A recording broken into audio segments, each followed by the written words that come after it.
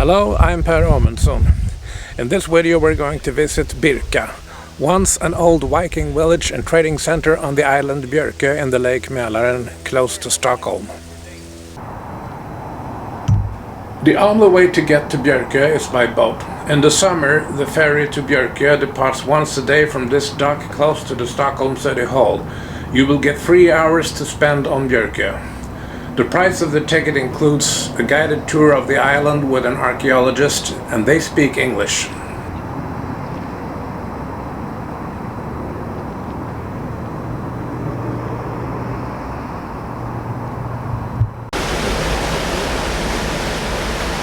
On your way to Bjorko, you will pass by some of Stockholm's more exclusive suburbs, like Lilla Essingen with its fashionable condos,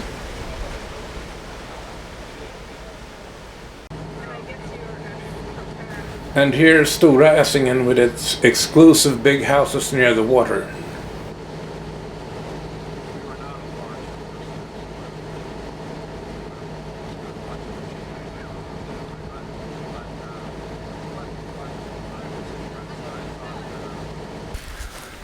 The building behind me is the Viking museum here on Bjorko. Let's go inside and have a look at their fine exhibitions.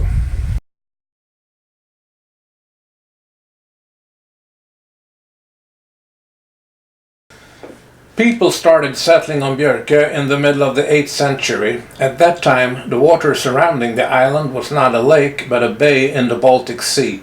Birka has sometimes been called Sweden's first city, although there were other small cities in Sweden at that time.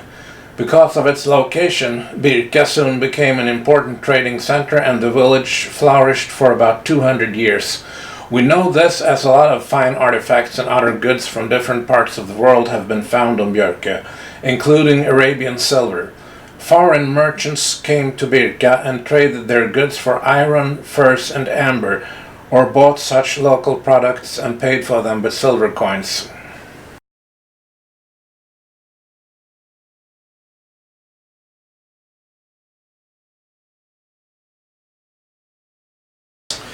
In the year 829, the young Frankish monk Ansgar came to Sweden to spread Christianity and salvage the pagans. With the permission of the Swedish king, Ansgar went to Birka, started preaching and formed a small congregation. A small church was built in the village. After about 2 years, Ansgar decided that he had accomplished his mission and went home. Shortly after that, the church was burned down and the people of Birka returned to worship their old gods, such as Odin and Thor. Other missionaries followed in Ansgar's footsteps and went to Birka, and some of them had to pay with their lives.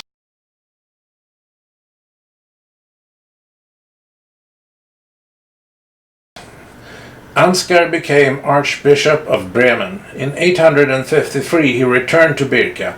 The Swedish king at that time, Olof, was well disposed to Christianity, so Ansgar was able to recreate his congregation and build a new church.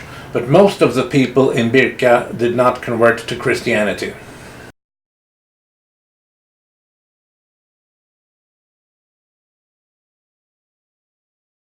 In the late 10th century, the people of Birka started to abandon their village and move to other places, and we do not know for certain why.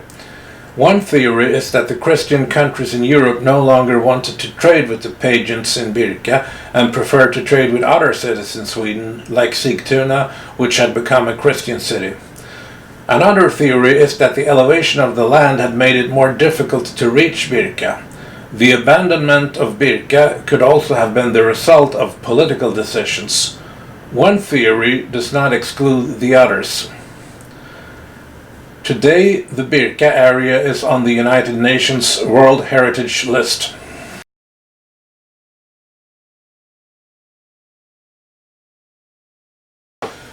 In the middle of the 19th century, Hjalmar Stolpe, a young entomologist, came to Bjorko to look for amber that might contain old insects.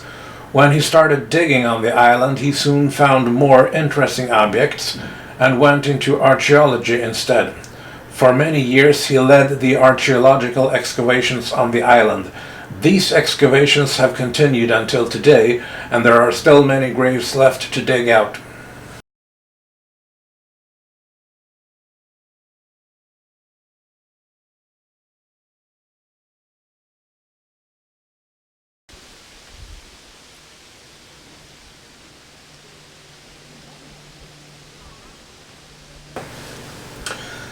A small part of the old Viking village has been recreated on Bjorko, but not on the original location.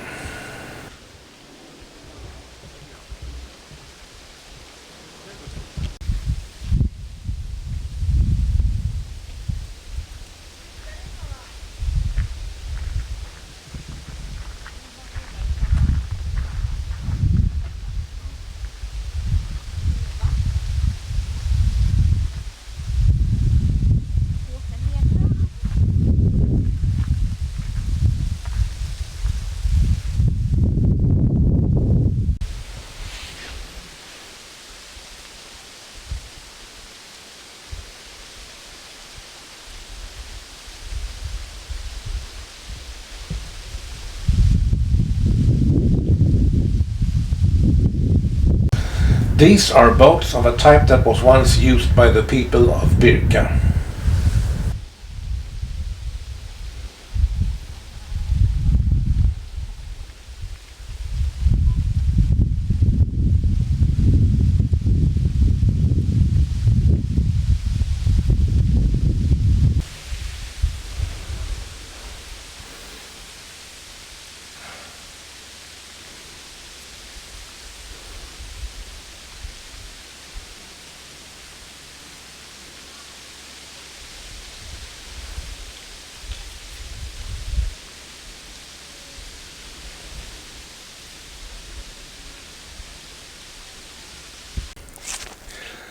On the top of this mountain, there was once a fortress where the residents of Birka could seek shelter if their village was attacked by enemies. What you see on the top of the mountain is Ansgarskorset, or the Ansgar Cross.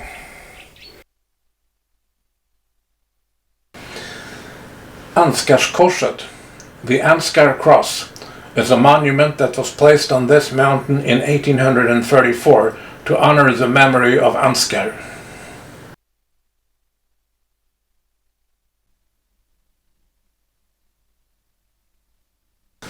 The view from the top of the mountain is lovely in any direction.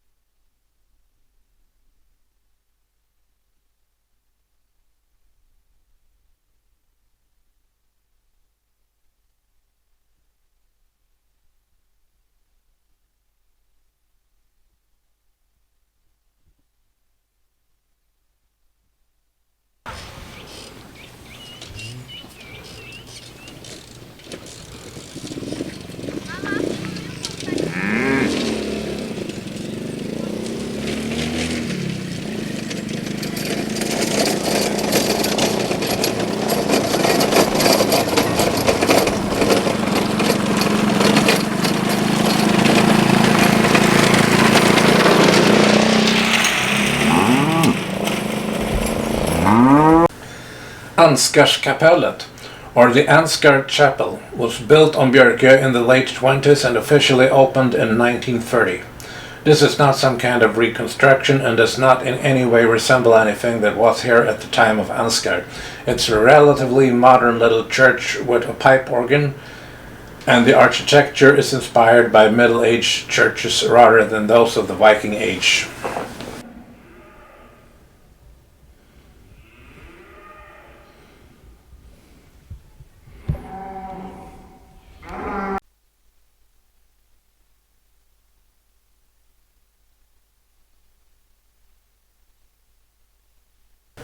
Bjorko is also pasture land, and do not be surprised if you encounter grazing sheep or cows when you walk around on the island.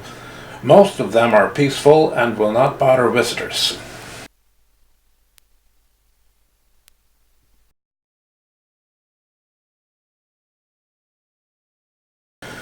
There is a small public beach on Bjorko where you can cool off with a swim if it gets too hot.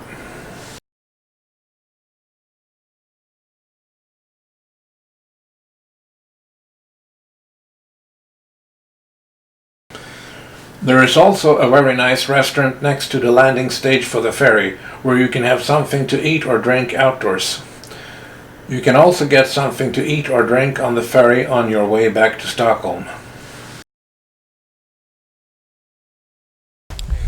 That's all for this time. If you like this video, please share it and subscribe to my YouTube channel.